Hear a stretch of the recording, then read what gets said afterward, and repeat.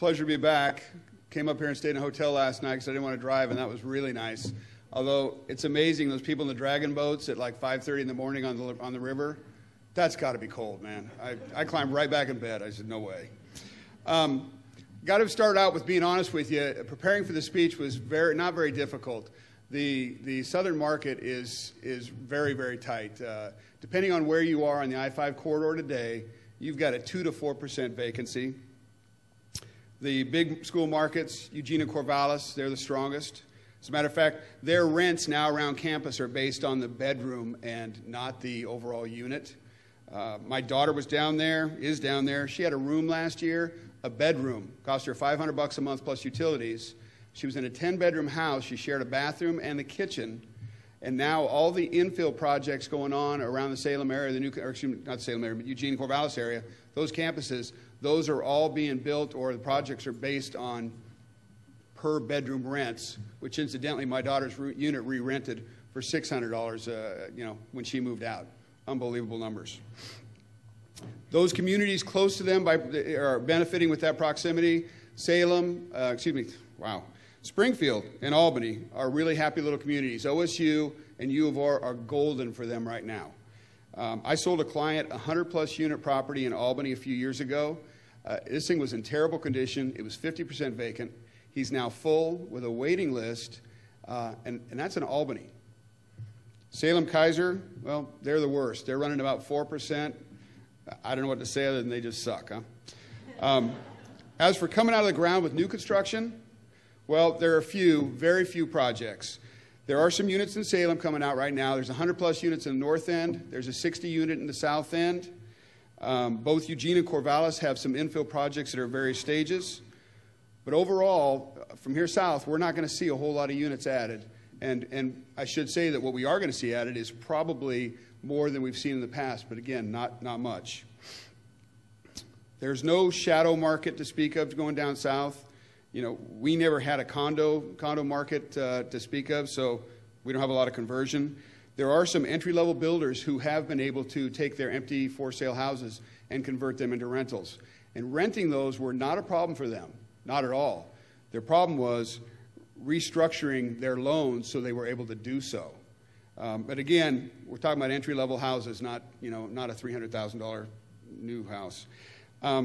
I gave some thought to talking about the rents, but quite honestly, if we don't have much vacancy and we don't have much new construction, we know that rents are going to go up. Are they going to go up double digits? I don't know. I don't think we're going to get a 10% just across the board, but I do believe we are going to have rents raised across the board. I don't know what that number is.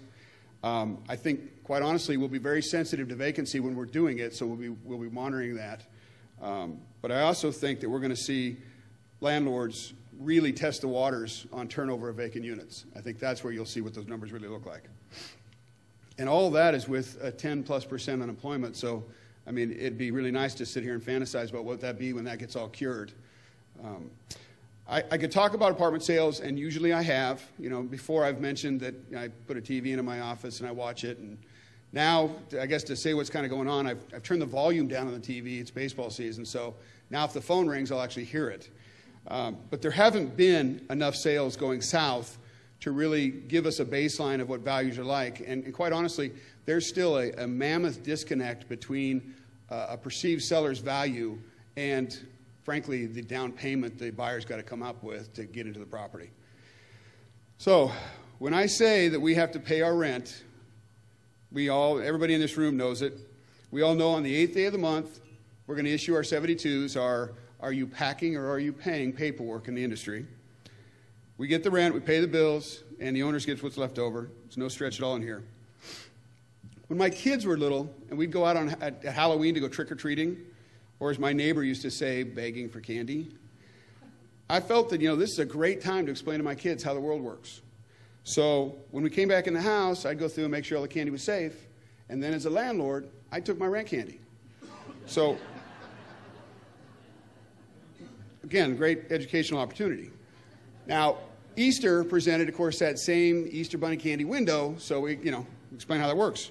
So if we had to travel to get to the begging grounds, well, then, of course, my costs went up, so the rent went up as landlord, and so I got a little more candy. Well, in much that same vein of that story, we're seeing an opportunity or education point for our tenants anyway down south. Recently, some landlords in the Salem-Keizer market anyway decided to change their operations. We know that rents haven't kept up with expenses the last several years. I mean, it's not even close. That's to say that we're not getting enough candy to cover our added costs. So the movement that now is in place that I'm hoping is going to get some legs and stick is utility billbacks. Since the first of the year, I've seen a half dozen properties institute those billbacks for water and sewer. When I started in the business 20 years ago, water sewer was 2 to 3% of gross. Now it's to the tune of 7 or 8% of gross. So as we're talking about it, and in this room, I know that not a one of you believe that that's going to change. I mean, that's a cost that's going to continue to rise. I don't think I'd get into an argument with anybody here. So I know, and I know that they've been in place in the Portland area at various properties for some time, and frankly in Eugene and Corvallis, because they're bigger markets, they've been in place for quite a while. But in the past, Salem-Keizer, wow, that's loud. In the past, Salem-Keizer has had some properties try it. Salem's REIT-owned property, or one-time REIT-owned property, they instituted it, and man, they ran away from that almost as fast as they got the paperwork done. Their vacancy went up. Property was built a few years ago that tried to do the same thing, and again, they ran away from it because it caused instant vacancy. But I think now we have a chance as this is going to get some legs and stick, or at least I should hope it would. I feel like if we rely on rent increases, we're going to be the nicest landlords in the world in the very near future, and we'll be letting people rent our properties for break-even or loss basis if we don't do something. So the other part of the utility billbacks is, of course, it's a green thing to do. If the residents have to pay for the utilities they're using, they're going to run a full load in the laundry machine. They're going to call you if the toilet flapper's stuck. They're going to call before it starts damaging the property because the water's leaking. I mean, we all know if we're paying for it, we're paying attention to it. So that obviously will change the usage of water, which then, of course, the big expense is the sewer. So we should see those go down. On the same page as the water sewer utility, in 2011, one of our bigger properties issued a letter to their residents tacking on a $10 surcharge, not a rent increase, but a surcharge for the added cost to their garbage bill. I haven't seen that yet, but obviously it's some sort of a bill back.